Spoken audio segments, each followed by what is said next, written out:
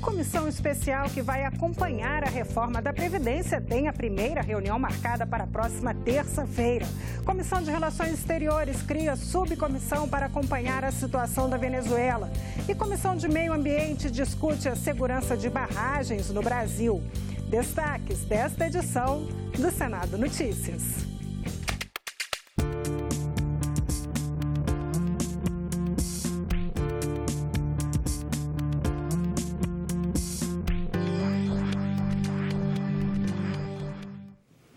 Olá, boa noite. A Comissão Especial de Senadores que vai acompanhar a tramitação da reforma da Previdência na Câmara se reúne pela primeira vez na próxima terça-feira. O presidente do Senado, Davi Alcolumbre, disse que os nomes dos 9 integrantes da comissão já foram indicados pelas lideranças partidárias. Sempre foi o desejo dos senadores acompanhar paralelamente o debate. A comissão foi constituída, o debate vai começar.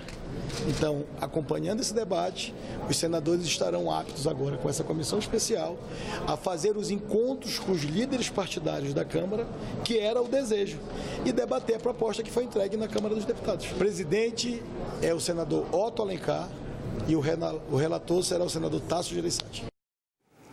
Em sessão especial, os senadores celebraram nesta quinta-feira os 145 anos da imigração italiana no Brasil. No dia 21 de fevereiro de 1884, o navio La Sofia chegou ao porto de Vitória, no Espírito Santo. Ele havia partido do porto de Gênova 45 dias antes, trazendo 380 famílias italianas que buscavam uma vida nova no Brasil. Há 19 anos, a data marca o Dia da Imigração Italiana no país. A estimativa é de que 1,5 milhão de imigrantes vieram para cá. Hoje, cerca de 30 milhões de brasileiros são descendentes de italianos. A sessão especial de homenagem foi pedida pelo senador Antônio Anastasia e começou com a execução do hino do Brasil e o hino da Itália.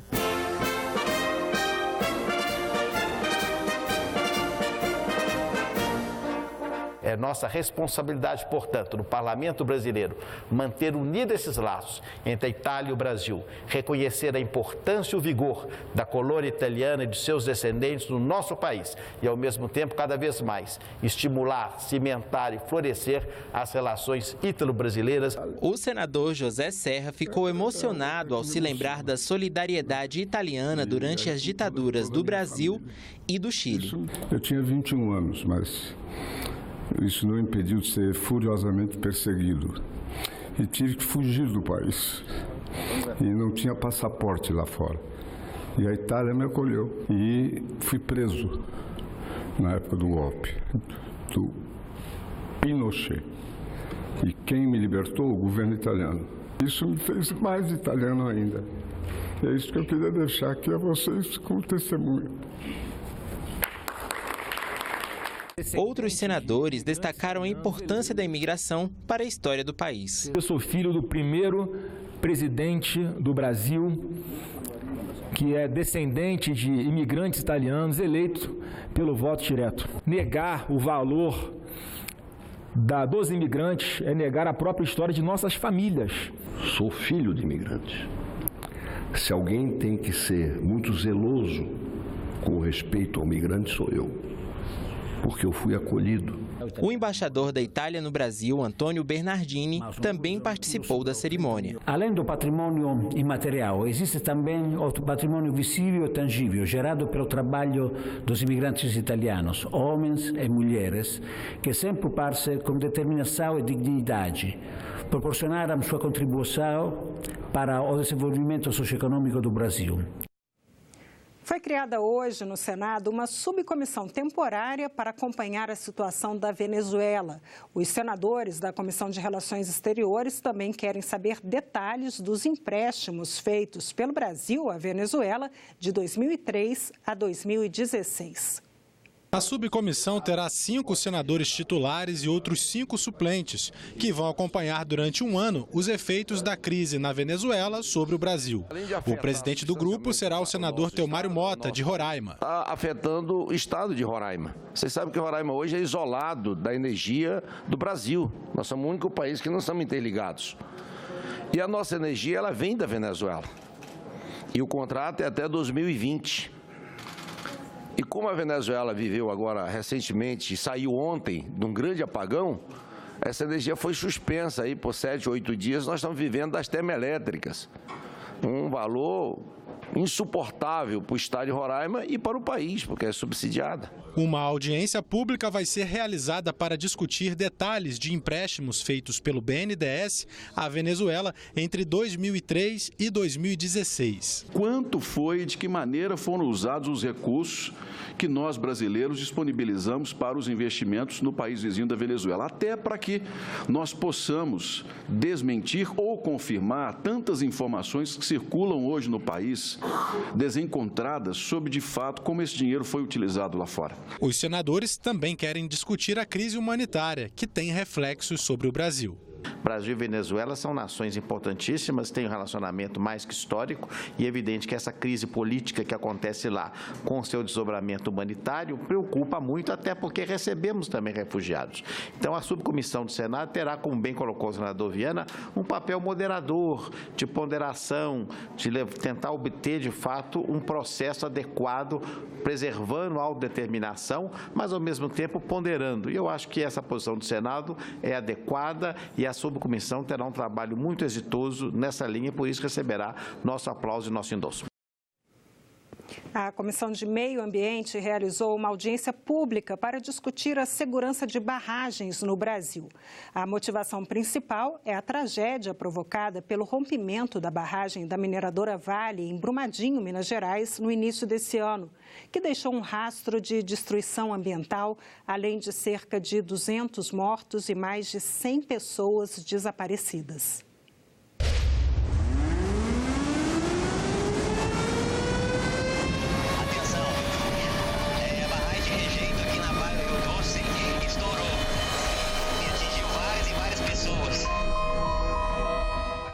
O professor Carlos Bernardo Weiner, da Universidade Federal Fluminense, foi o primeiro a falar. Ele destacou a escala de negócios de uma mineradora como a Vale, uma das maiores empresas do mundo. Afirmou que o que for decidido pelo Brasil diante da tragédia de Brumadinho terá repercussão mundial em empreendimentos dessa natureza. Mas chamou a atenção de todos para o risco da impunidade. Tudo aquilo que é impune tende a ser repetido.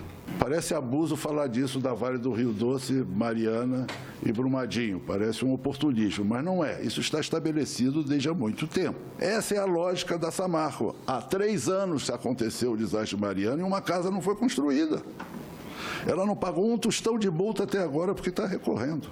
Ela prorroga todas as negociações e acordos para que as pessoas sejam levadas na lógica da procrastinação e da tortura psicossocial a aceitar qualquer acordo.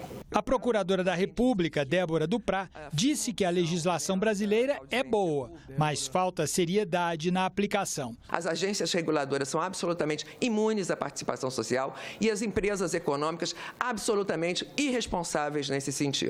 Não ouvem, não prestam contas, muito mais do que pagar. Eu acho que nós temos que dar importância ao protagonismo desses agentes tão afetados por esse empreendimento. A insegurança para o atingido, ela começa quando ele tem notícia que vai acontecer uma barragem.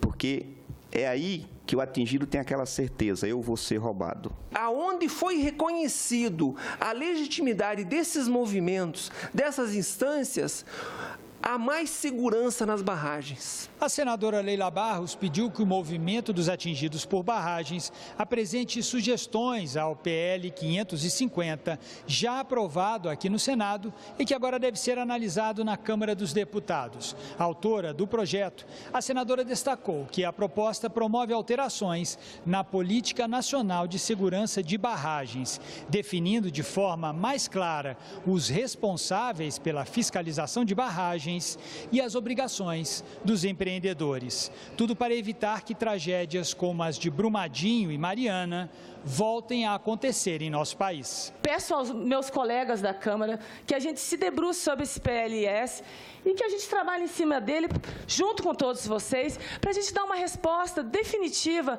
não é definitiva, mas que a gente dê uma resposta para essas pessoas, para a população, para os atingidos, para aqueles que ainda estão em áreas de risco, que isso é uma aflição de todos nós. A gente sabe que armazenar coisas com barreiras relativamente precárias tem um potencial de risco iminente, natural, normal, por si só. Fora o fato de você não poder, eventualmente, ter dinheiro para fazer manutenção, etc., que ainda potencializa mais esses riscos. O senador Alessandro Vieira, do PPS de Sergipe, conseguiu as 27 assinaturas necessárias para instalar a CPI dos tribunais superiores. No programa Salão Nobre, ele fala sobre a primeira tentativa de instalar a CPI e sobre o pacote anticrime do ministro da Justiça, Sérgio Moro. O senador, que é delegado de polícia, apoia a maioria das medidas, mas acredita que elas não são suficientes para resolver o problema da segurança no país. Veja na coluna Salão Nobre com a jornalista Glauciene Lara. O pacote anticrime encaminhado pelo ministro Sérgio Moro altera 14 leis. São 3 projetos para combater a corrupção, o crime organizado e os crimes violentos. Algumas das medidas são garantir a prisão em segunda instância, uma questão que hoje está em debate lá no Supremo Tribunal Federal, e o endurecimento de penas em crimes mais graves ou com arma de fogo. Em entrevista ao programa Salão Nobre, o senador Alessandro Vieira disse que as propostas são o primeiro passo, mas não vão acabar com a criminalidade. Um dos pontos mais questionados do pacote é a legítima defesa para policiais. Uma polêmica injustificada na visão do senador, que está licenciado do cargo de delegado da Polícia Civil de Sergipe. Você tem ali um projeto que é redundante com a legislação que já existe. Buscar essa proteção é um caminho importante e o legislador tem que cuidar disso. Mas você não pode confundir isso com uma autorização para execuções, até porque elas não funcionam. Se matar bandido resolvesse, você não teria crime nas maiores cidades brasileiras, porque a polícia mata muito bandido. E é essa preocupação de organizações de direitos humanos. Eles chegaram a afirmar que o pacote cria uma legitimação das mortes praticadas pela polícia. A legislação hoje já tem previsão para essas situações. A gente não pode confundir o medo que a sociedade sente hoje, a urgência que nós temos por uma cidade, por sociedade mais segura, com um autoritarismo ou com uma volta a um sistema de esquadrão da morte. Alessandro Vieira também contou que está recolhendo assinaturas para tentar novamente instalar a CPI dos tribunais superiores. Na primeira tentativa, alguns senadores retiraram o apoio e o pedido acabou sendo arquivado.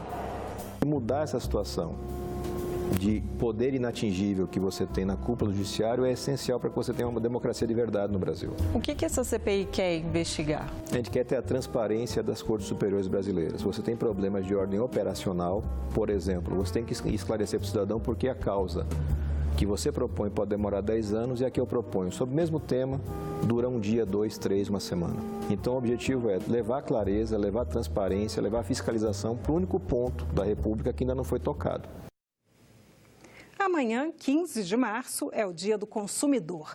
A data foi criada para proteger e lembrar os direitos e as relações entre prestadores de serviços e clientes. No Senado Federal, existem 30 propostas que pretendem alterar o Código de Defesa do Consumidor para melhorar as relações de consumo. O Dia do Consumidor é comemorado internacionalmente. Foi criado em 1962 nos Estados Unidos pelo presidente John Kennedy. No Brasil, a criação do Código de Defesa do Consumidor foi em 1990, no governo do então presidente Fernando Collor. De lá para cá, houve muitas mudanças nas relações de consumo, principalmente porque as pessoas passaram a comprar pela internet. A gente tem alguns pontos em que o Código de Defesa faz referências, dentro das alterações que ele teve no passar dos anos. Então, a gente tem essa questão da internet, aquele prazo de arrependimento que é muito comum o pessoal comentar, que são 7 dias. A a Constituição e o Código fizeram grande referência ao consumidor e trouxeram, logicamente, a possibilidade de que o consumidor fosse visto em pé de igualdade com o fornecedor. Mas, apesar dos avanços, os números de reclamações aumentam a cada ano. Segundo o IDEC, Instituto de Defesa do Consumidor, os planos de saúde estão em primeiro lugar no topo da lista de reclamações, com pouco mais de 30%. Quase empatados vêm os serviços financeiros, como cartões de crédito, com 16,8%. E logo em seguida, com 16,7%, as reclamações sobre produtos com defeitos e problemas de entrega. O serviço de telecomunicações ficou em quarto lugar, com 15%. Os planos de saúde lideram essa lista há 7 anos. Eu fiz um cancelamento de um plano de saúde e meses depois começaram a chegar boletos de cobrança com multa e com ameaças de inscrição no SPC. Eu já estou sem o serviço de internet há mais de 30 dias, já abri inúmeros protocolos, na operadora e até agora ninguém solucionou meu problema. Também abri 3 protocolos na Anatel, que é a agência que regula as operadoras. Também não obtive nenhuma resposta positiva. Para o diretor do Instituto de Política e Defesa do Consumidor, as agências reguladoras têm atuado muito mais em favor das empresas. Em determinadas situações, essa defesa que eles fazem do mercado em detrimento dos interesses do consumidor e, às vezes, em detrimento da letra da lei que defende o consumidor, é claro, é patente e já foi objeto de várias ações perante o Poder Judiciário. E no Dia do Consumidor é importante lembrar que na hora da compra é preciso atenção para não cair em furadas. Tem que pesquisar. Existem diversos sites que auxiliam o cidadão a verificar a idoneidade das empresas. O governo federal também possui uma página com essa finalidade e o PROCON alerta. É melhor que ele sempre faça uma pesquisa referente não só a preço.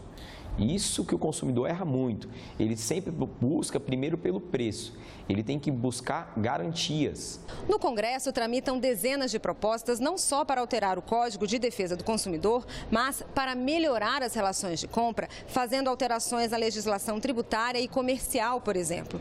Só aqui no Senado são cerca de 30 propostas. 5 delas já estão prontas para serem votadas em plenário. Os projetos vão desde a permissão para a venda fracionada de medicamentos à criação de regras para a entrega de imóveis que foram comprados na planta.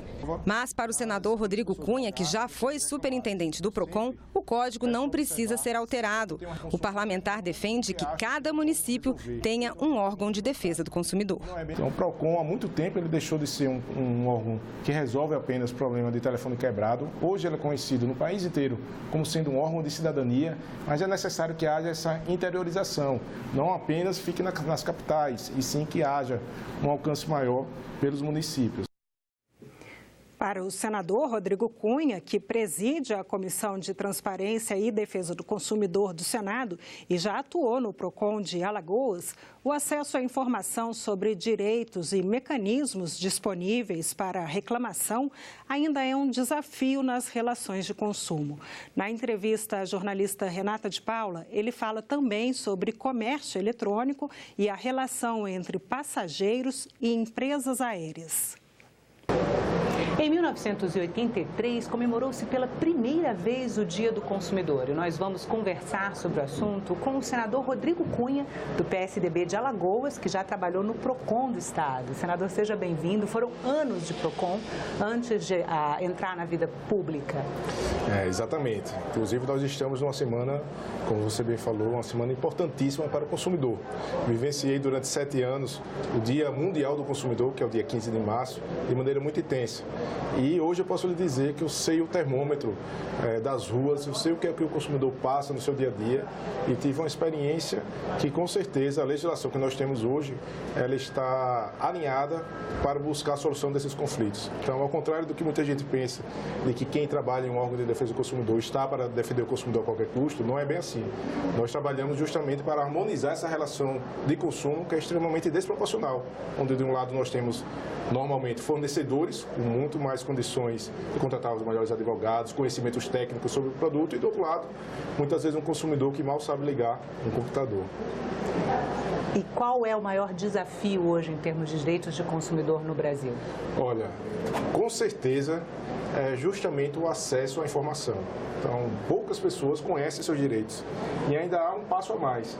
Uma pesquisa da Fundação Getúlio Vargas, uma que eu tive acesso há uns 6 anos atrás, mas ela serve como um modelo, ela demonstrou que mesmo as pessoas que têm acesso à informação, que sabem que o seu direito foi desrespeitado, 60% delas sequer vão reclamar. Ou seja, aquela pequena conta, a cobrança que vem a mais na conta telefônica, algum erro no cartão de crédito, um valor simbólico que o consumidor deixa passar muitas vezes. E é nisso, infelizmente, que muitas vezes estimula o mau comportamento de muitas empresas. Então, a falta de informação, que é justamente as pessoas conhecerem seus direitos e principalmente saberem que hoje existem maneiras efetivas que não geram custos, que não são demoradas e também, muitas vezes, não leva tempo. Porque se engana quem pensa que hoje os órgãos de defesa do consumidor estão longe do consumidor, não estão. Nós temos aqui plataformas digitais que permitem com que você faça a reclamação na sua própria residência, no seu próprio telefone. Temos, inclusive, um sistema ligado à Secretaria Nacional do Consumidor, que é o consumidor.gov.br, que resolve reclamações online. Então, as alternativas existem muitas, mas o que nós precisamos é justamente levar a informação ao consumidor para que ele conheça os seus direitos, porque a partir do momento que você conhece os seus direitos, pode acontecer duas coisas. Você sabe que foi enganado, então muita gente não sabe que foi enganada, e depois, sabendo que foi enganado, sabe que pode reclamar sobre os seus direitos afetados. Além disso, é importante deixar muito claro o que eu estou tentando exemplificar, de que vale muito a pena você reclamar, você ir aos órgãos de defesa do consumidor. O índice de resolução chega a 80%. Então, na grande maioria dos PROCONs pelos estados, é a margem de acordos feitos entre o consumidor e o fornecedor. E o que afasta hoje o consumidor dos órgãos de defesa do consumidor?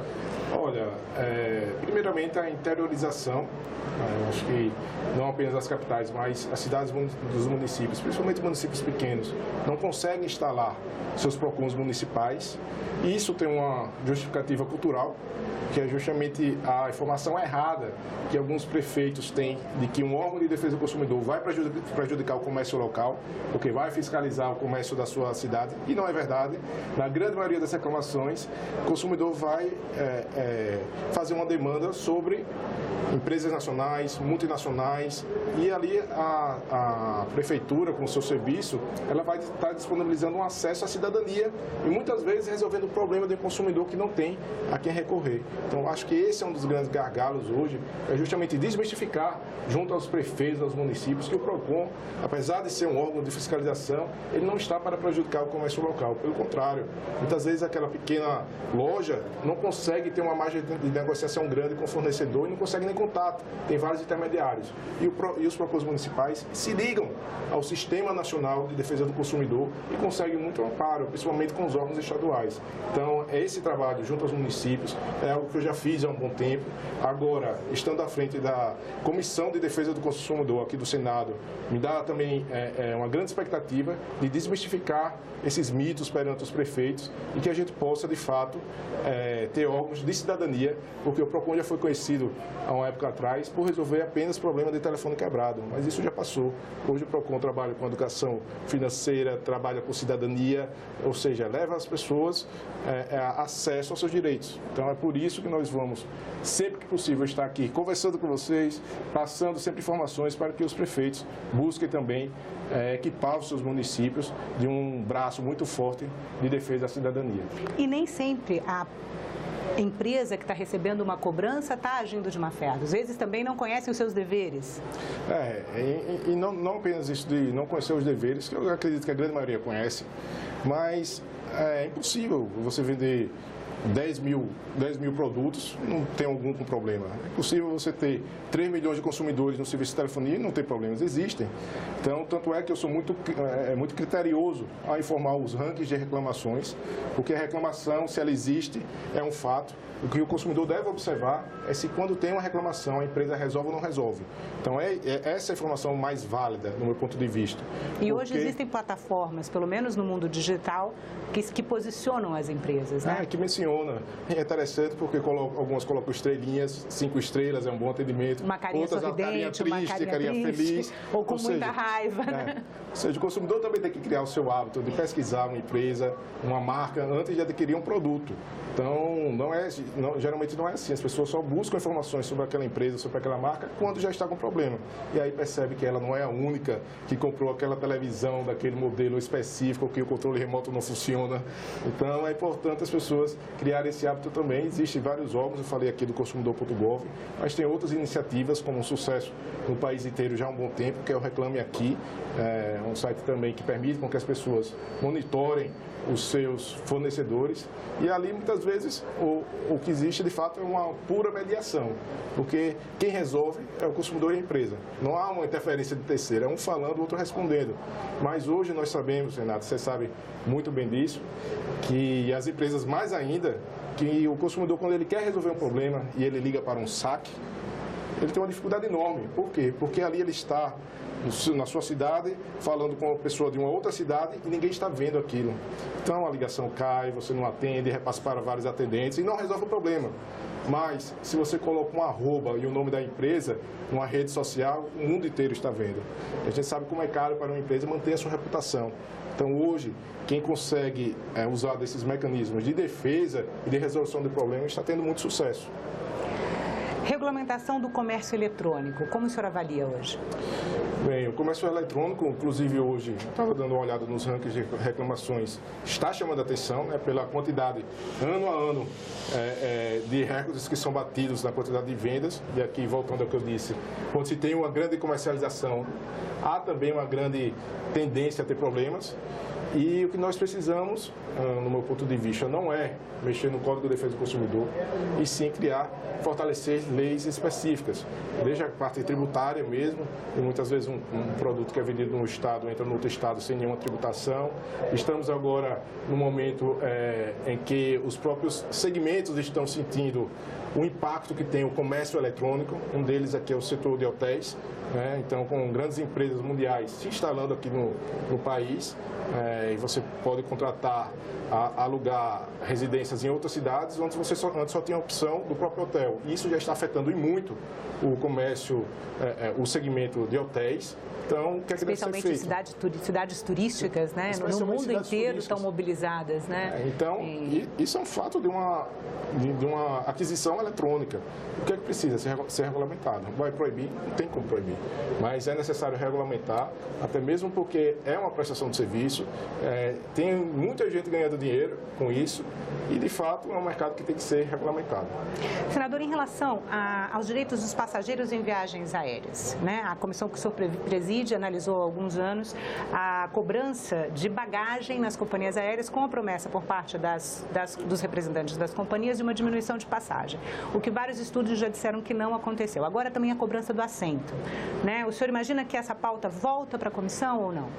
Bem, esse é um assunto muito interessante porque o resultado já era previsível. Não ia diminuir, principalmente a longo prazo, o preço das passagens. Nós sabemos como as coisas funcionam. O que vai diminuir o preço da passagem é você diminuir o preço dos impostos que são cobrados no combustível, por exemplo. Então, o combustível é o que eleva muito o preço da passagem. O consumidor acabou pagando 2 vezes, né? O serviço não é o mesmo. Então, muitas vezes, o consumidor tem dificuldade de colocar a sua própria bagagem em cima do avião, paga caro para conseguir encaminhar a sua outra, e o preço da passagem continua caríssimo, né? Você falou uma outra situação que geralmente é a cobrança por assentos específicos. A gente tem que lembrar também que vivemos num mercado que deve ser fomentado para uma livre iniciativa, né? Então, se você tem concorrentes que chamam, outros que não chamam, que não pode criar uma obrigatoriedade do ponto de vista nesse sentido. Em outros países, como na Europa, a gente conhece algumas empresas que sequer o banco reclinam, justamente para ter mais espaço e levar mais passageiros. Agora, a passagem é muito mais barata, são passagens de baixo custo, então faz com que se tenha uma grande rotatividade, mas quem compra está sabendo que está pagando por aquilo. Então, não vejo nesse ponto específico algum problema. O que não pode dizer é mascarar a situação e dizer que a cobrança dos assentos vai fazer com que o preço dos demais baixe, e não é isso. Então, é um pagamento exclusivo para que você tenha um conforto a mais. Aí sim, quem optar por isso não há o que reclamar. Senador, muito obrigada pela entrevista. E nós ficamos por aqui. Você pode rever as reportagens desta edição na nossa página na internet, senado.leg.br/TV. Muito obrigada pela companhia. Continue sintonizado aqui na TV Senado.